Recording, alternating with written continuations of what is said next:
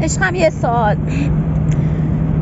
تو میخوای بری یه جای خیلی دور، خب گوش کن دیگه، یه جای خیلی دور قراره بری، یه مدت خیلی طولانی، کلا 5 تا چیز میتونی همراه خودت ببری. اون 5 تا چیه؟ گوشیمو میبرم. خب یکی بیشتراش. خب حوله. خب شامپو ضد شوره. خب پنجمی پاور بانک. پاور بانک.